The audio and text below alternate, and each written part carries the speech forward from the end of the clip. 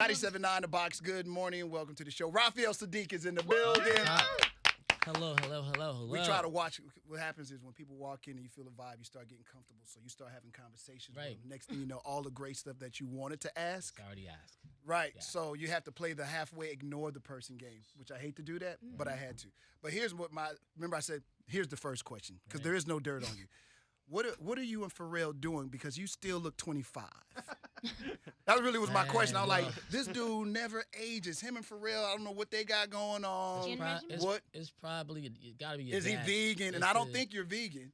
I'm vegan, but are you? Okay, I didn't know that. But Okay. that has nothing to do with it. I'm a fake vegan. What does that mean? I mean, like I don't say I'm vegan. People in LA say they vegan because they like to say it. It's the thing about a vegan, they'll let you know. Clout chasing. No, they like I'm vegan. I'm not vegan. What I do is I try to eat clean sometime, right? I mean, I might not eat no meat or whatever, no carbs and nothing like that. But when I start eating, it could be like I might be vegan for a month, then I'm eating ribs, pork ribs. Then I'm eating steak. But you don't commit yourself to saying I'm vegan and get into that classification, so you have to have that battle with people. I respect that. I love food. I respect that. What about your skincare routine? That's my dad. Just good genes? It's my dad. My dad could take a razor like this, not a razor bump anywhere his whole life. That really was a question. I got the luck gene. This is my dad. It's nothing special. But when you get older, it's in your knees. It's sometimes not in your face. You know. Who would have thought? For real, that was a serious question. That was my only question. That was nice meeting you, man. Yeah, you Come too. back anytime. Now, here's my second one. This is another crazy one out the blue. The first two albums, you had a lot of strings in there. I didn't really hear a lot of strings in this album, but here's the dumb question. It reminded me of the group Chic, your strings from those first albums. Why were they so string intensive? I know you're a musician, too. I'm a huge Bernard Edwards, bass player from Chic, and Nile Rodgers. I'm a huge Chic fan. My sister had a lot of vinyl in the house. I stole all her records. She told me I couldn't play her records. Don't touch my vinyl. And I'm like 9 or 10. I played all her records. And as soon as we got a record deal, we got some money, the first thing I did was call a string arranger. Did you really? Why? I wanted to hear my records the way I heard their records. And I thought I would be better because of it. I thought it would hide my voice more because I didn't think I was like a good singer. So I was like, let me just put good strings behind me. I'll play my bass. I play bass really good. So I protected myself by the bass. And I grew up in Oakland where it's a lot of critics. And you play in a place where people, like, how you looking at me now? When you walk out of the show in Oakland, that's how people look at you at a show. But if you're good, they'll be like, but if you're not good, it's just dead. So I try to come out and treat the world like Oakland. I said, you know what? I'm not going to Houston that way. I'm not going to nowhere in Louisiana, Texas. Everywhere I go, before I get there, I'm sending some bombs there. So when they get there, they be like, how you doing? So strings was my thing. Anniversary, I used a guy named Claire Fisher who did like all the Rufus and Shaka Khan. He did Purple Rain. He did, Raspberry Beret. He's like a world. I mean, I just took the money and just boom. And really, that's why the group broke up, the Tonys. because you spent too much money on the musicianship? On strings. Yeah, because one day, our last album we were recording was House of Music with DJ Quick was on it. And my brother and Tim said, you know what, we want to record our album separately from you. You record your part, I record my part. And I never could figure it out. It took me like 15 years to figure it out. Like, why didn't they want to record with me? Because I was going to spend that money on them strings, which cost almost like $80,000 to $100,000. Yeah. And I did. But then they ended up touring when I left the group and playing the songs that I had strings on. Wow. So. And I'm going to get back to you and your family. Because when you came here, you dropped the bomb on us of some stuff we didn't know, too. But you're starting to reveal it now. When you revealed it then, we was like, whoa. Oh, yeah. But the first album, big fan of all your music, obviously. Never had a bad review. I told you that when you walked in. I've never seen somebody like, this is a questionable Raphael Saadiq record right here. And here's the reasons why. I've never seen that. Now, maybe you have. I've never seen anything bad about any of your records. You always get high praises. They always mention, okay, this one didn't sell like this or this didn't sell like that. But the album is a complete this and that and that and that. So that is actually cool. What is that like to never get nothing but praise? Because you're a songwriter, you're a producer, you're a musician in your own right, doing your own albums, but I never really see you get criticism. Well, because I usually kill myself more in the studio. I have songs that you will be like, oh, this is terrible. But I just don't put them out. I don't put them out. I would love to hear a terrible rap. They would probably still sound better than a lot of people's records. But I'm a people's fan, and I sort of know what I want to hear and what people might want to hear in their pastime. I feel like in life, You know, if you got to come to work every day and you have to play records and you have to find records and records you have to play. Yeah. Sometimes I just want to give you that record that you probably can't play on your station, Mm. but when you go home, you play it to your family. Sometimes I'd rather you play it to your family than the people that you play at work. Mm. And so that's why sometimes I think people go like, you know what? We're going to get this kid a break. We're going to get this dude a break because, you know. You know you dope. That's not yeah, the truth. you know. You dope. You know you dope. Well, I mean, I come from I got a dope background of people. Yeah. I've listened to a lot of music, and I just felt like I didn't get into the business to be whack. Mm. It always seems to have a little twinge of hip hop in it. Yes, as of well. course. All your music, it always has a certain swing to it, which brings me. And this is about, after I get off this last tidbit, I'm gonna be done. And we can get talking about the new album and all the other stuff you got going on. On the first album, once again, you had another song in there that you said that you were inspired by, I think, Jamie Foxx. And the record was a song called, I think it was Faithful. Yeah. Do you remember? Faithful. Why you look away like that? And the reason why I bring it up, because this is going to be so over Of here. course. Nobody probably ever. On the song, it sounds like you're singing like Steve Arrington. Yeah. So you were. Yeah, of course. That shit was mad dope, son. I just had to tell you Yeah. that. I'm like, okay, Raphael's coming. Let me go back and revisit. I listened to that all night Yeah, long, 'cause that track. I want to take all my records. I'm like, it becomes me. It becomes me, right? Those records become me, but I'm playing dress up and act like everybody I love. That's why I'm in the business, to act like Steve Arrington, Slide, Family Stone, Right, right. Maurice White. I'm just having a good, playful time when I'm like, I'm doing what she don't know and funny cause I'm done this young baby, yeah, baby. I'm like having a Steve Arrington festival Go in the listen studio. to this track. It's about being faithful. He's finally decided, because of all these people, I'm going to do what they're doing. I'm going to be the righteous guy that I should be. Even though Jamie Foxx was never faithful. I figured that was at that time. So Jamie Foxx and my friend Lamont are like best friends. And they always, I see them before they get ready to go out. I see everything. So it was like a joke in the beginning of the record. I don't Right. think Jamie liked that I said that. Really? But he's a comedian. So, like, you know, And he didn't like it's a that, joke. really. That's interesting. I was over there like, damn, I didn't know Jamie Foxx. He kind of came across as a player, but that was kind of cool. Now to learn, oh, yeah, he was a player. Joke. Just being funny. Yeah, of course. Now, since you talked about your voice, you said you weren't that confident in it. Were you not supposed to be the lead singer of Toni? No, I wasn't.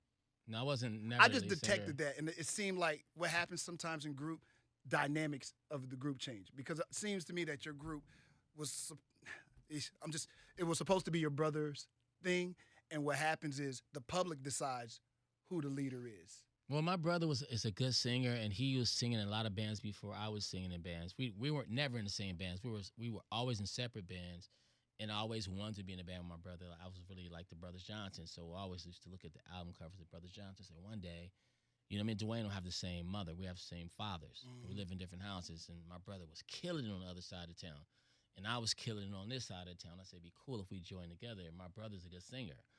And so once we got a deal, he was singing, and I sang one song, and the label was like, he has to sing all the songs.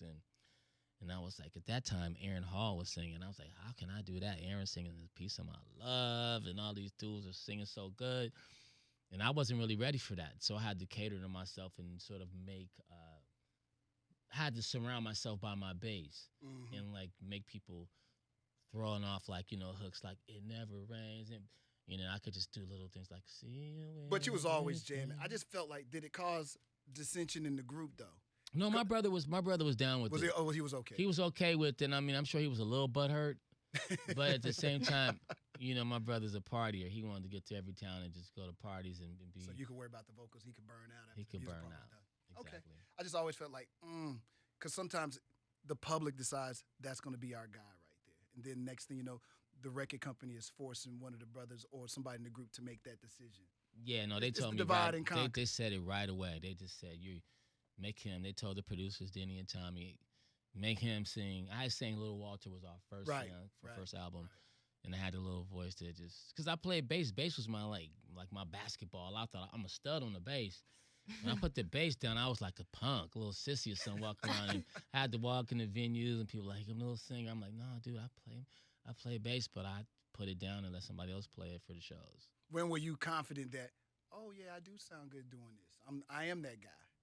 I don't think I actually felt. I felt great, you know, every time we got to a city and I sang a song and people applauded. But honestly, I felt the best when When I think my second solo album, honestly, I feel the Okay, best. that's like Yeah. all the Tony stuff, and your second record was Yeah. when you finally got comfortable. Not even on Instant Vintage, really. Maybe around this is gonna sound strange to you, but maybe now. Bro, that's a whole career. a Why, whole what, career.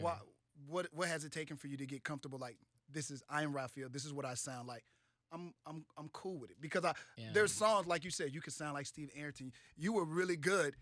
I can tell when you Yeah. that's a little Prince right there. Yeah. I hear it. Oh, And I know still this. do it. I still do it. Right, you do, Yeah. you do. But I'm like, what made you now say after all this time? It's a long career. It's a great career to say I'm comfortable in my skin. I'm comfortable now because now I feel people are really. I felt like they were always listening to me, but now I'm singing and I hear people.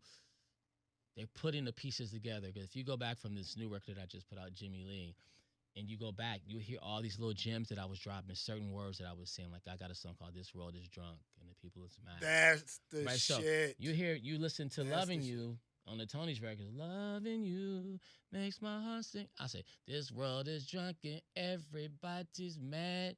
You know, so you'll go back through my records and you'll hear me say, You put that out there. yeah, all these things that I've been saying. I feel like now with all those records, people are caught up. They're catching up to everything that I was saying, and now I feel like my voice is one when I don't need to play bass and I can just sing and look at people. And it's weird. I mean, I just noticed it too. Strange. I'm glad you brought up the Jimmy Lee too, because yes, let's get up to date. This album, why now to have an album so personal? To me, it's personal. It's about your brother who's no longer here, and to everywhere you go now, as you promote this record, you're gonna have to talk about the Jimmy memory Lee. of your brother that's not Yeah. here. Why this comfort level now? Because you could have did this long ago. Yeah, well, I just couldn't figure out which brother to talk about. So Wow. I mean, I have And like, you had to explain I that have too. I have three brothers and sisters who passed away of similar addictions. One of my brothers, a year older than me, he killed himself with a double barrel shotgun because he couldn't stop messing with with drugs. And the other one was killed over $12,000. He was selling dope. And my other brother died from a heroin addiction. And then my sister just died in a car accident. All this happened while I was making the record. So I was able not to put my energy in that record and still give the world like nice, lovely songs for their families and How? relationships. Right, exactly. How? It was my therapy. Mm. You know, I didn't know that. I wasn't even using words like But why? therapy. But doesn't the song? You would think that the songwriting would change if I just went through this tragedy, because I know the story of your sister. Y'all just, yeah, she was on life unplugged support, there. Yeah. and then you said you was singing. It never rains. How do you go knock out? How? Yeah, like don't the Nah. song change? I'm not gonna be able to go to the studio today, or you start writing something different because you want to, promote. I was 1 mile away from a studio called Live Oak in Oakland. My sister died in a trauma hospital called Highland Hospital, where I was born. Right. I went from there and drove to the studio and kept singing. I don't know how I did it. When my brother killed himself, when he shot his complete head off with a double barrel shotgun, when my dad came home, they took the body in a garbage bag, and me and my dad and one of my other brothers, Randall, one of my older brothers, we just started cleaning it up. We didn't. The body was gone, but like the blood and the brains, not the brain itself, but like the skull, Yeah, was still there. So there's a number you can call. the people that come and they clean that kind of stuff. Y'all just We never thought about that. And so my sister asked me 2 years ago, like, why didn't you guys call that number? And my dad used to have his own janitorial service. My dad was just like, well, and we just started like, and I told my sister, I was like, So where's the mourning period for you? Why And we this- did that? And it's not in any of your music that I can hear it till now. And then the album is not sounding like a mournful Nah, record. I don't want to say it's dark or upbeat. it got a little bit of It's- twist of it. It's an interesting record though. I don't know, because I'm going into the album looking to see what the Jimmy Lee. It seems to be telling me, and I get it. You're telling me this story about the person, and we all know a Jimmy Lee, all know Jimmy or Lee. we all have an addiction, and I get that. And usually with these kind of albums, it comes from a darker perspective. And so I went to the record looking for darkness, and I really didn't get darkness or happiness, and I was still jamming. So when I hear that Raphael's doing this album when he's talking about his brother, you go with a mindset, because I lost my brother last year too. So you go into the album with a certain mindset. But I'm there. I'm like, should I be jamming to his brother's album like this? Should I be playing the drunk song over and over and over and over and over? Yeah, and that's what you should be doing, because if you grew up in a hood or anything that was called a hood, or if you grew up in Beverly Hills or some very prosperous neighborhood, you find out it's just life. Some of my friends are in the NBA. Brian Grant, who's one of my best friends, who had an opioid addiction and had all the money in the world. So I just figured, like, but in my neighborhood, Jimmy lived around the corner. It was so many Jimmys. I just had my own Jimmy, you know. So I couldn't really stop and be like, I was just like, damn, Jimmy, really? In my mind, that's what Desmond killed himself. I was like, bro, really? Right. So I just took one of my guns and put it to my head. It was unloaded. I was in ROTC. I know how to handle a gun. I'll make sure it wasn't. But I just I never got a chance to ask him the question, why would you do that? So I was just like, what in the hell would make you do what was you thinking about? Did you know this was going to damage us? But maybe he was so damaged that it just had to happen. But with Jimmy was like a funny ass dude, like hilarious. Like if my brother was here right now, he could jump on one of these microphones and be, 10 minutes to be asking you for some money. Like, bro. Had to give me 10? Yeah, give me $20. You can get it from Ray. You're going to see him. I know he coming to Houston in a minute. Just knocking us. My brother, he love me. He going to give you the money back. My brother was he was always funny, and we never. There was no way to ever get him off the drugs. Like, hey, we got to do something as a family to get him off. Did he try to get help? Help? No. Wasn't no help. He was it. That was his character. That was him. He was still like, I remember I had somebody working on one of my houses one time, and he came over, and somebody was fixing something on my roof, and it's this white guy, and my brother goes like, "Are you a Quaker?" And I'm like, "What?" I thought he called the guy a cracker. Right? And I'm like, bro, what you doing? I said, why you call dude like a cracker? He said, no, Ray, I said a Quaker. You know what a Quaker is? And at the time I didn't. Quaker, they're like people who help.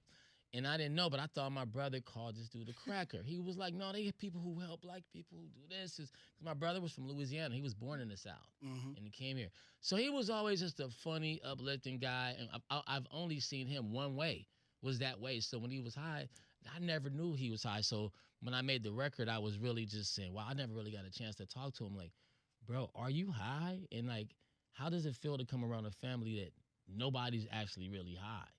But your life has been like this since you were like 14 or 15. You came from Louisiana, from Monroe, Louisiana, and then you came to Oakland, where the Panthers were, and it was this epidemic of everybody getting high. How do you feel about that? Never got that chance. But like I said, my brother was a guy, like I'll wake up in the morning, I have like a nice little red-nosed pit bull in the backyard. Like, what? That's mine? So he was a hero to me. Right. He spent a lot of time in prison. We visit him in prison a lot. That's when I said, in the hood, everybody like, yo, my brother coming home, my brother in the pen. It was like a good thing until I went there and found out that he couldn't leave one day. I'm like, let's leave, let's rock. He was like, yeah, I really can't go. I'm like, you mean you stuck? Like, you can't leave? It's like 4 million dudes in here. He was like, yeah, I can't leave. And I said, oh, I guess you're not a celebrity. You in jail. Because I thought he was celebrated in the hood. Exactly. Prison is celebrated in the hood. So Jimmy Lee is that record where I just went down this rabbit hole. I didn't sit there and make a record. I'm going to make this record about Jimmy Lee. I made a song called Sinner's Prayer, which opens up the record. And then from there, I made a ton of different albums. And then it started coming together. And I have a lot of friends who, like, that was a guy my age. He was on the streets turning tricks, selling his jewelry. His dad played with Herbie Hancock, The Whispers. What? Jaco Pastorius. And his whole family got turned out on dope. And he's missing a leg now. He might have 4 fingers left. His name is Philip Levi. He had somebody drive him to my show in L.A. last week, and I had Apple Music talk to him about his addiction. And this is a friend of mine. He's the only person I got a chance to say, what happened? Like, you had everything. You had way more than me. What made you do that? He said, bro, I was in class, and this dude was smoking a Grammy. That's weed, putting coke in it. He said, I wanted to be like him, and I tried it, and the next thing you know, I was out of the house. I was on the street, turning tricks, doing everything, and I'm sitting like, what? So that's why I really started writing the album, too, because I just start telling people it's something we need, and if I could put this in a capsule and people could listen to it and not be feel dark, not feel too like. But when you listening to a song, you like it's kind of jamming, but Right. So I've what's never the come- goal then? Like, because it's not to make me. You're telling the story, but not in a sad way, right. not in a happy way. I'm just gonna put this in the capsule of this is who Jimmy was. Am I supposed to walk away from it with however I walk away from it? Because like I said, I went to the album looking for a dark place, Right. and I walked away like, man, that shit was jamming. The dog." darkest place is probably Glory to the Veins. Oh yeah, yeah. That's probably the darkest place on the record. But then Rear View with Kendrick is like, it's like saying, you know, you have more life ahead of you. That was a surprise too, because you don't got Kendrick's name on the record. So when hey, that's Kendrick. Let me go back real quick. Yeah. Why? So- Why no notification? Because it wasn't really about Kendrick. And Mm. Kendrick didn't want it to be about Kendrick. And I didn't want it to be about Kendrick because everybody is Kendrick. He's hot. He's Right. talented. And, you know, when somebody's hot, everybody like, throw this dude on the verse. It's not about that. It's about the music. And I didn't really want that. And he didn't want that either. And Respect that. and so I felt like this record is really for you. It's for like maybe you might be talking to your nephew or one of your friends and be like, yo, bro, we both got careers. Let's make sure we don't do none of this type shit. Mm. You know what I mean? Yeah. And I feel like one of them gems need to be out there. Now, my next record ain't gonna be nothing like that. I'm gonna make another record. It's gonna be up. It's gonna be party. It's gonna be like, let's get down. I'm gonna Yep. call quick. It's gonna be different. But I felt like this one just got in the way. I was like, bro, you have to do this. It has to be meaningful. And I feel like it's a record that can help the world. And I wasn't trying to be like, let me heal the world, help the world. Nah, I feel you. It just happened. Right, you right. know. Talk about the single because she thinking it's maybe a love song. at Something first. keeps calling. Yeah. And I'm like, something keeps calling. It's that stuff. It be calling you. Yeah, it's that. And it's I didn't that- even get that at first. When I I heard it, didn't oh, either. that's a sweet song from Raphael. So, Yeah. Yeah, something keeps calling is it's like just that dope. Like you could be on your way to play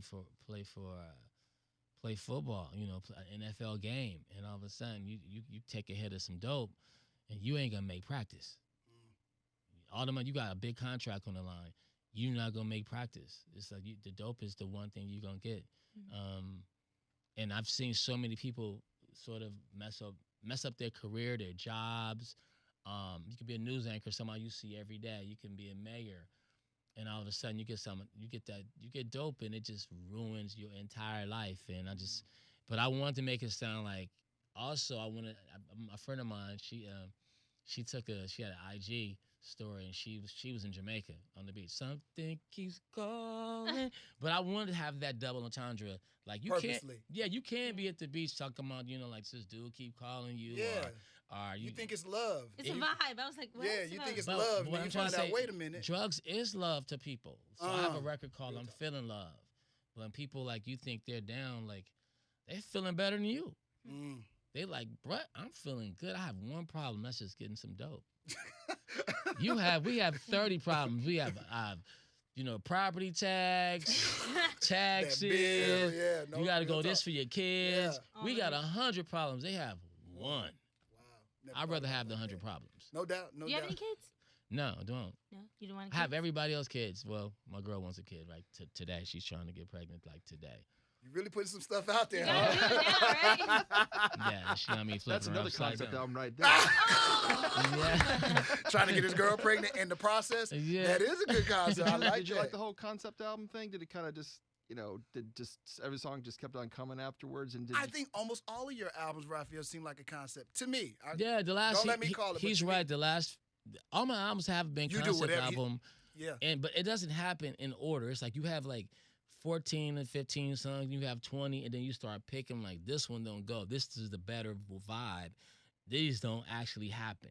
These actually go. Okay, this is what we have now. Like when you have Earth, Wind, and Fire, you have Gratitude, or you have a Too Short album, or you have an Outkast album, Stankonia, or you have Yeah.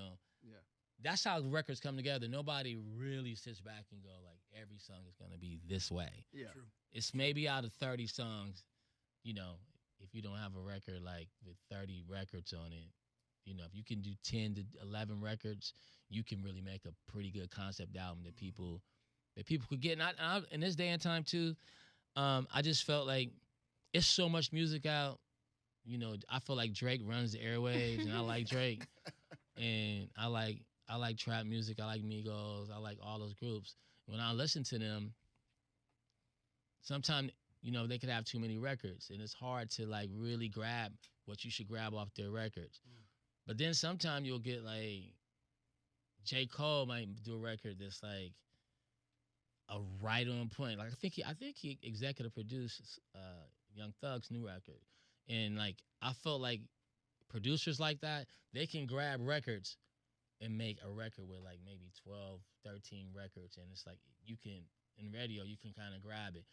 With this record, I felt like I was gonna make this record 30 to 47 minutes, and I felt like it'll get some play, but it'll also live in your house. And I just felt like I always wanted to make household records. Yeah. Because you're going to go home, and home is your best place, and home is my best bet. Because that's how I learned my records. At home, I listened to Al Green in my mother's house. I didn't listen to it on radio. Right. I sit in my mother's house. feel that. They leave, and I was spending my day. I was like, oh, what's this? And then later on, I ended up being a producer and a writer, and I was like, yeah, I'm just going to hit people in the heart. Or I want you to take my record, and if you got a kid or something, like, now I need you to listen to this before you go to college because I don't want this happening. Well, your music is, I think now it is that. This kid probably was born on Toni. Yeah, My Pillow. I'll be much older. Anniversary. No, he probably was born. How old are you? 26 tomorrow. Yeah, hey, baby. Cute. But yeah, but like she's 26, so when I was 9 or 10, I was listening to all Memphis records. Right. Didn't know it was Memphis records. Didn't know how old Al Green was. Right, I just feel like kids, you don't have to Google Gaga them. You just have to really sneak a Put it in joint front on of them. Yeah. And they be like, oh. Mm-hmm. So what I'm doing right now is I'm sneaking joints on parents and kids. I've been doing that since Instant Vintage. I was like, I'm gonna sneak these joints out on people. I feel like if I had a cup of Kool-Aid, I use this funny analogy about if I'm sitting at the table and you had a cup and you slam the Kool-Aid and it just accidentally just a piece just touch your lip, and then you go like, what the hell? Give me a cup of that. That's how I feel like my music That's is. pretty good. I like that in that. I like that. Yeah, you Okay. might not get it as a $1 billion promo, and I might not be all, but if piece of that You get grape a little Kool-Aid tastes your lip, I got you. You gotta have got that. you. All right, I like that. I think that explains your story. I think that's a beautiful way to sum it up. Yeah. But you got big records too. Let's not front on nobody. And when you write, be honest, when you at any time in your career, especially with the Tonys, do you know that when you hear the song like Feels Good? Let me just go back real quick. Feels Good. That's I don't know if that's the biggest Tony record, but that's I mean one y'all got a big lot ones. of y'all got a lot of big ones, but that's with the tempo, that's probably one of the biggest with the tempo. Yeah. Do you know when you first hear that like, oosh, we got that one. I knew we This had isn't it a when we had. Honestly, I didn't know it feels good was gonna be a big record. I thought it was I just thought it was an up tempo song. I was really surprised. I think I was walking through this gym, and I saw all these white ladies in this step aerobics class when I passed. What a way to get introduced to your record. Telling the truth. They were doing step aerobics. It feels good. And I was like, oh shit, this is a big song. I was like, yo, step aerobics? See, that's when step aerobics was new, kind of. Yeah. It was like they had the little ugly step things. They was like stepping on it and stepping down on the left and right side. I was like, and it was like one of them private little bougie, like posh, like gyms. And I was like, in Sacramento, I was like, I still didn't understand it. I was just like, I don't know what this record is, but it's something. It ended up being a huge song. But the record that I knew that was going to be a big record was Let's Get Down. Really? Like when I made Let's Get Down, I walked out of there, left quick, and I went to the Porsche dealership and bought a Porsche on my No. credit card. Nuh-uh. I went and bought a blue 911. I've never felt that good. I've never felt that. That's the first time I walked So out. what was it about that record that made I you do feel like not we did it? know. I was like, you know Let's what? Get Down is a jam. No doubt. Yeah, and I Let's was Get like, you know, Down. I knew it was a publishing deal. Something was going to come after that. I just walked out of there, and I was like, I'll be back. I went to the dealership, and I walked on the floor, and nobody was looking. You know, the dealers wasn't looking at me like, who's this kid? And walking around. So, and I could tell, like, the senior guys wasn't paying me any attention. So I went and got the guy that looked like he was just starting there. Mhm. And I was like, hey, dude, I want that Porsche right there. Here, go do the paperwork. I'll be back. I went on the street, get something to eat, have it washed, have it ready when I get, and I went and bought it. And the record was a smash. And that whole album. So many Yeah. hits on that one album. Yeah. I knew I had 4. stuff behind me, but that's the only time I felt that good. Now, So I But you make good feeling records too. You don't like make I'm going to this record to be down out, which I should have suspected even with the Jimmy Lee that it wasn't going to be. I thought that this Raphael might. I thought, okay, is he breaking down on this record? So I was interested to see if you would. Of course. And I went to the record and I'm like, nah, it's Raphael doing what Raphael does best. He's telling the story, but he ain't making me go like, man. gave me the mumps. I'm like, oh. But it's like a learning. There's a learning experience in it too. And the other thing with the song, I thought it was interesting that you gave the guitar player props. Rob Bacon, yeah. I'm like, I know he plays. He does a lot. Whenever I've seen his name, it's always been associated with Quick, with DJ Quick. And I was surprised when you did that. I'm like, I wonder why Raphael did that. And I'm glad he's here to answer that because I'm like, nobody ever gives the musician props. You know those OG records when they say, get a drummer some. Right. You know what I mean? It's like, I feel like and Bacon goes off on it too. Rob is an OG who hates every trap record. He hated New Jack Swing. He hates all new music. I believe you too. His kids, when they get in the car, they put on Soulja Boy. He's like, he walked in my studio like, industry is over. Have you heard this? TikTok. Ding, ding, ding, ding, ding, ding. He's like, shit is over, man. It's over. Industry is over. I'm like, he has a hard time accepting the new. Yeah, so I was like, you know what? I made this record. I said, we should play on this record. And then he sent me the record and it was amazing when he sent it back. He lives in North Carolina now. So I said, you know what? I'm going to feature you on a record that's going to get some radio play. And you're going to hear your name and on the song, cool. And he's that's cool. He's in on. But cool. Being that I'm in Houston, I'm like, I also produce, Solange. Yeah, I was going to talk. You know I'm going to let you. You think I'm going to let you come to Houston? Yeah. And that story is amazing, because everything with the Carter Knowles family, this for real. She loves. So she wasn't going to let you walk out of here without asking you about the Solange. Tell us all about it. Fire off. Oh, not I just realized I woke up and I was so sleepy when I woke up this morning. I'm like, I'm in Houston. This is where we call Solange Solo. Right, Solo. So this is where Solo from. I see her all the time, and I just saw her like 2 days before I came in. We ate breakfast together, and she's amazing. I just realized I'm like, Solange, this is where she's from. No doubt. Like her and B are from here, city, man. No doubt. and they be trying to act like city girls, like they're from like L.A.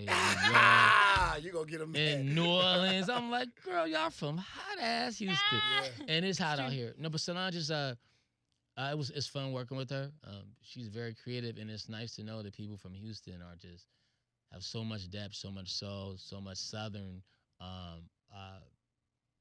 creativity that the world really hasn't seen. I believe it's so much more here, and with we hot right now. Lizzo, Normani. Lizzo's from here too. Yeah. A funny story. Now, I ran into Lizzo in Paris, at Afropunk, and she was getting off the elevator. She rushed out the elevator. She was so hot, and she was getting off. She didn't see me. She just blew past, and I just went around her and got in the elevator with my band. And they said, Lizzo, I thought she was from Africa until last week. What? Why? I thought she's an African artist. I don't know. They just told me she was from Houston. I didn't even know that. I thought she was just from the States. I was like, she's from somewhere in America. Yeah, I thought she was from Africa. I thought she was Johannesburg or something like that, from Ghana. That shows how deep you guys are. Yeah, here. she probably would still embrace that. Yeah, we hot right now, especially with the ladies. I don't know what happened. We just had this major shift, like we was running at Houston hip hop, rap, all male, and all of a sudden with Megan and Lizzo and of course Beyonce and Solange, all of a sudden it's just girl power in the city. Piano. What's my man name? Glasper? Oh, yeah. Glasper was is up here. running Los Angeles right now. Very talented brother. I love Glasper. Robert Glasper is a funny dude. Oh, he's so funny. He is funny. Trust me. I didn't know he was that funny, man. He's like. Trust me. A lot of people didn't know how funny he was to that interview he did up here that one time, but we won't get into that. It went viral. Just know that. Go look for it. There's some good stuff on there. That's all I'm gonna tell you. I want to get into that. Raphael Saadiq is in the studio. Jimmy Lee's the new album. Okay, we're talking about Solange. So we know you wrote the song, but the interesting part about this is, for me, Cranes, is that this was an old track. I don't want to say it's a leftover. It was something that she was supposed to be writing on for you. Is that the way this story goes? Yeah, she was supposed to write something for me. So how did it turn into her track? It was like, she's a thief, Solange would take a song and be like, Ray. Solange talk very long words about Ray. Right. I'ma need that. What happened was I gave her the song, or she heard it. I hadn't seen her in a while, and she was working with Q-Tip for a minute. And he called me. He was looking for the song. I didn't have the song, and I only had a 2-track of it. My friend had it. A friend of mine named Conrad. But I only had one. When I was singing something totally different, it was similar to what she was singing. My melody was similar to that, right? So I didn't have it. All I had was a 2-track. Mhm. And so the record that you're hearing is just a 2-track. Everything was already on it. And we just mixed the 2-track with her vocals on the top of it. And we added That's crazy. a little bit of, not piano, all the strings. And that's me playing drums, piano, bass, and everything. And my nephew is a hell of a keyboard player and producer and artist. And he played a little bit of piano over the top of it. And Solange had added this one little thing to it. And she just came and she just murdered it. I found it, but she's singing over a 2-track. And it was 8 years old. Did you ever think she was gonna come out with it? Oh no! As soon as she got it, she did it. But I mean, she was looking for it for 8 years. I gave it to her like when you heard the record, she had only had the record maybe 6 months. Yeah, and so I didn't even know what happened with the record, that it was blowing up. So you don't even know. So you couldn't find the original track if somebody paid you $1 million to find it. I found the track now with me singing it. Oh really? Okay. With me singing a lyric to. I'm probably gonna put it out at some point. Ooh. But it's Is it called Cranes in the Sky? It's totally. The whole Change. concept is different. It's like, I don't know what you do. What you say is the certain things you always do to me. It's your style, it's your grace, your lovely hair.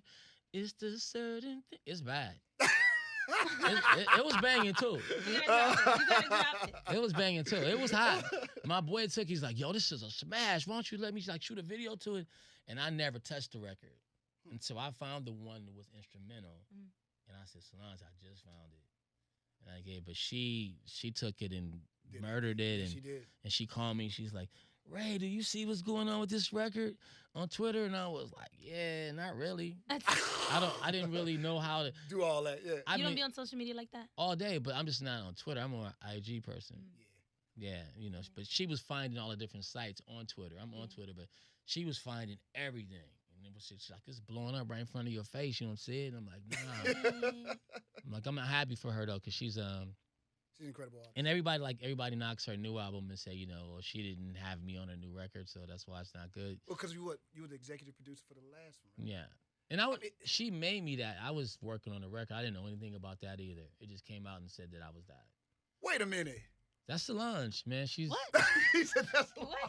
Yeah, I didn't ask for that. That's Solange. She just gave me Did that. you give her some direction or?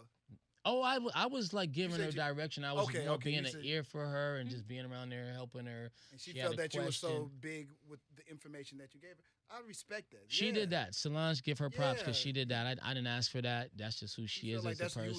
She was going to you. You gave her some great information that helped that record be a better record. So she gave you. And be patient with Solange on her new record. Like she's trying to be more like a museum piece. She's not chasing hits. Everybody don't do that. And I feel like her next record will be a different record, you know. I've always felt like that about her, though. She's not. Yeah. She's in her own lane. Yeah. If you go to her album looking for what her sister did, can't do that. You sure can't. Can't trace that beast. You can't. That's a beast. You want to chase that. You work with so many artists, and so many people always want to work with you. So is there anybody like you want to work with? He worked with everybody. He I know. worked with Michael Jackson. I know. Yeah. I just want to work with Michael and Whitney. Yeah, it's like and Prince.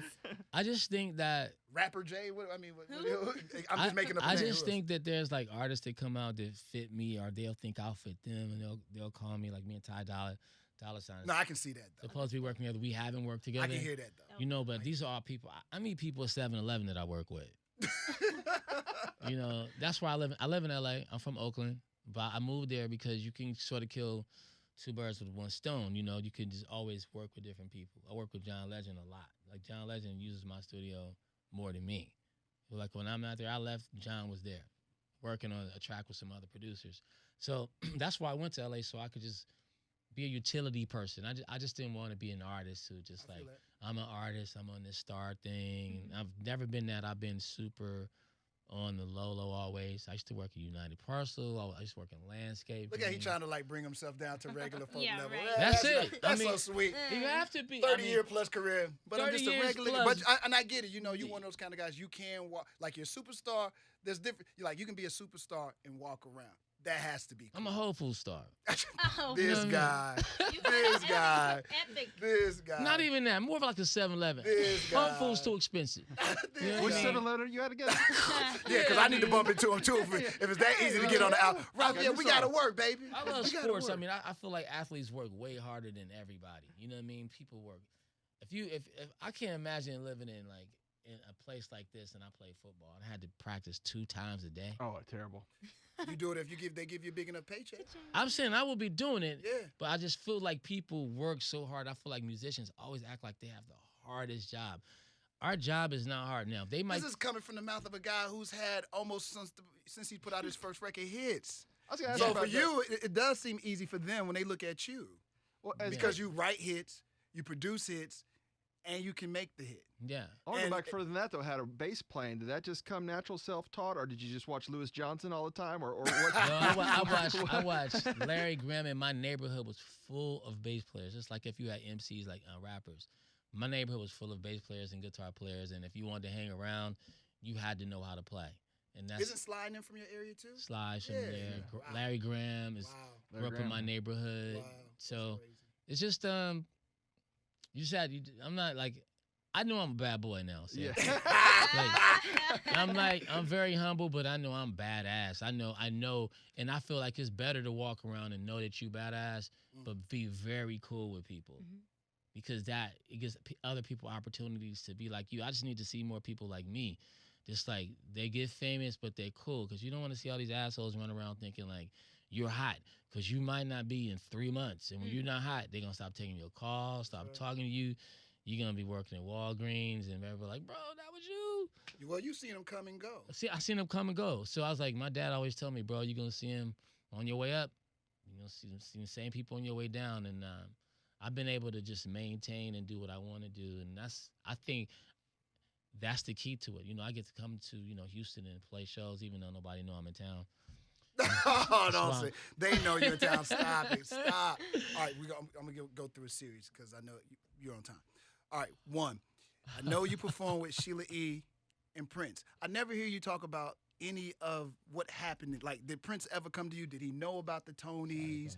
Any of that stuff? Because I've never heard you say anything in particular about that. About the shows? About me? No, about playing them? you. About Prince. And you, I mean, here it is, a young kid right out of school playing bass with Sheila E. on stage. Prince is right over there. Crazy. But did he ever come to you and give you some me. advice and say This is something? me playing with Sheila when I was. Wow. That's me over here playing bass. That's on your page? Okay. That's Solange Saadiq fan Oh, base. I reason I play that because some girl just found this. I've never seen that Wow. all these years until like some 7. fan goes and gets your stuff and that's Yeah, crazy. and I just saw it. I was like, Sheila would never give it to me. Yeah. But anyway, well, Did they about Prince? Would you learn with Sheila E. and Prince? And did they ever talk to you particularly? And did even Prince know about your music? I didn't have any music when I first started playing with Sheila and Prince. I was playing around on 4 tracks a little bit, but I wasn't like I wasn't a singer. I wasn't a producer. I wasn't trying to be a front man. I didn't have a B plan in life, and I didn't have an A plan. The plan was my mother was like, you got to go to work for the government for 40 years, get your retirement, and retire. That was the only plan. I didn't go to college. I didn't take the SAT test. I didn't do none of that. I was just playing music, and it all just kind of happened. I just never looked back. But I did talk to Sheila a lot. I still talk to Sheila a lot. She's like family to me.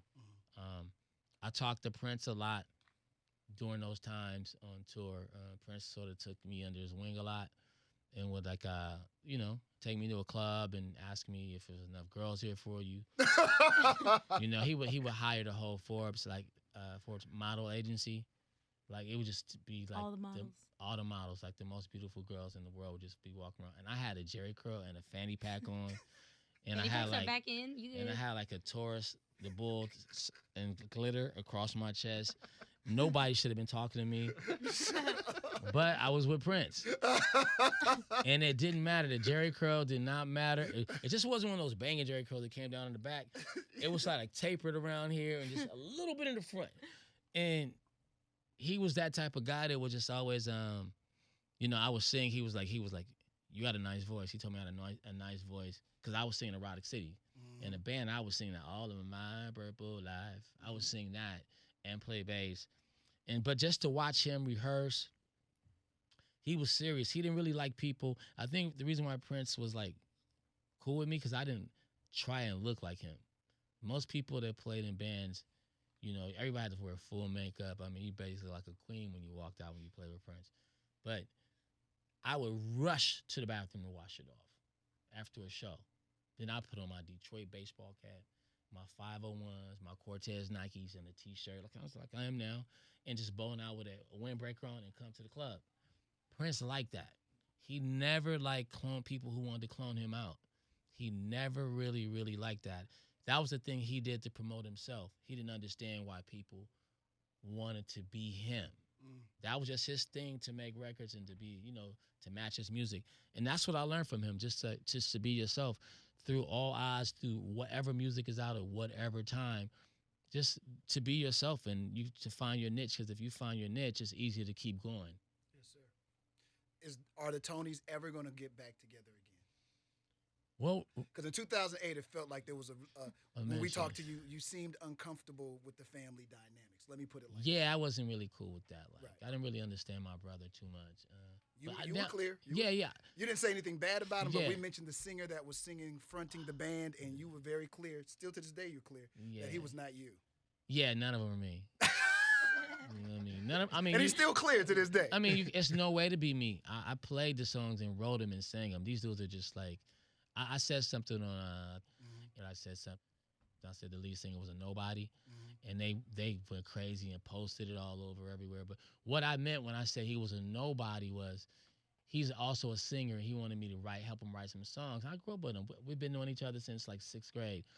So he came to my studio, and we started working on a couple songs, and he called me to do that, and then he did this, went on something and was talking bad about us, and I was like, I called him a nobody, but I'm like, because you can come on my couch and ask me to write songs with you, and I'm trying to, and then you can go on and talk about me somewhere else. I'm like, you're not a man. A real man wouldn't do that. You'll call me if you had a problem with me. But like the reason why I call them nobodies because I shouldn't have called them a nobody because they have kids, you know. And I didn't mean he was a nobody as a man, like as a respect of like I called him a nobody, and I still mean he was a nobody. Like, bro, what I wrote the songs I sang. Tom Joyner was like, I saw the Tonys, and I felt like I wasn't missing you. And he said it like 3-4 times, and I can tell that slights you a little bit. And I told him, I was like, bro. But you wrote the song. I wrote the song, son. You always going to feel me. I'm always going to be there. But other than that, me and my brother, my dad made sure that we was always going to have love for each other no matter what. And we always have. And we're going to do an EP. And Tony's going to do like maybe a 6-7 song EP. Okay. We're working on it now. We had it's a barrier station called KBLX. They're doing like a 40-year anniversary. MC Hammer's from Oakland, of course. So it's original Hammer, original Digital Underground. Oh wow. And the original Tonys. Damn. And that's a nice ass show. In a couple months. So we're getting together. This will be the first show that the Tonys did all together. Oh wow. Man. That's pretty big. Yeah, we're gonna do that. And so we'll see how that goes. And when the EP comes out, we just want to go around to different cities like like Houston, people that really like gave us the love. They want to see that because they've been asking for it for years anyway. So we definitely going on what brought y'all? What made y'all cool with each other again? Because I know groups, I know money, egos, all this can break up family, friends, whatever. What happened that made one of you or somebody say, bro? If I could be very candid, me and my brother are big bud smokers, right? Sure. And my brother's a big partier. Likes to party and drink, and my brother dropped his card at the bar and tell everybody, just say number 22 and go up there, you can get a free drink. Me and my brother never had any problems hanging out. We've been hanging out ever since. Nothing never changed. If I come to town, 2 o'clock in the morning and call Dwayne and say, Dwayne, I'm standing outside this bar. Where you at? Whoop. He's in the front. We're just chilling. We've never had that problem. It's just like the business part just never got right because he didn't really understand where I was at, how I was thinking, and I didn't understand his way of thinking. Gotcha. But now that everybody can understand my way of thinking, I own video game companies. Mm-hmm. I do. I have coders. I have 80 people working for me. I do other stuff. Mm-hmm. So they understand, like, this is not just my life. Music is my number one thing, but they understand I can make money so many other ways. So once you do that, he understands, like, no, what I was doing is I wanted to make sure we did it the right way. We come to Houston the right way. We walk in there and we represent a legacy of music the right way. And I think he understands that now. And we never had a problem. So I think what made me get it together was somebody came out and said something bad about us in our family in a documentary, right? Family member. Mm-hmm. And I was like, it's not true. This is not true about us. We got a lot of love for each other. We couldn't get the other part right because we didn't understand the business together. But we have, like, nieces and nephews who play music, and we still have some older parents that are around. And I just really want to show everybody that I love my brother to the bone. I love Timothy Riley. And we as people, as black people, can actually be in bands and get together and be good and go show people. Because I want other bands to do the same thing. But I want them to get their business together because this is a luxury for us to play music. This is not like just a given. It's like we're like very fortunate to be able to come and see people and have people clap and play music. It's a luxury.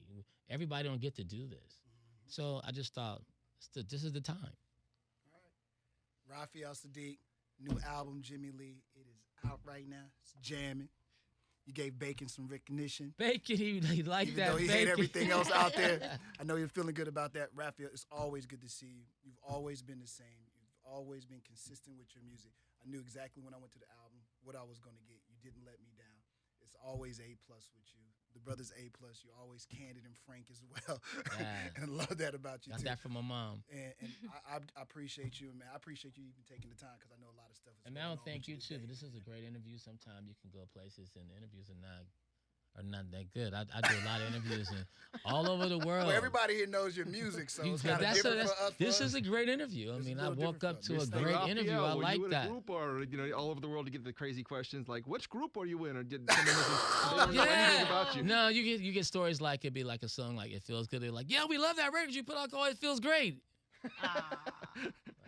Well, we know what kind of interview this is about to be.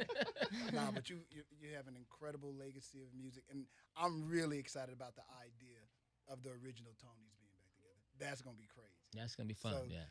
That's a sellout concert right there. But I know y'all already know that. Yeah. So it's gonna be good, man. We'll But see. thank you so much. And thank you, bro. My man.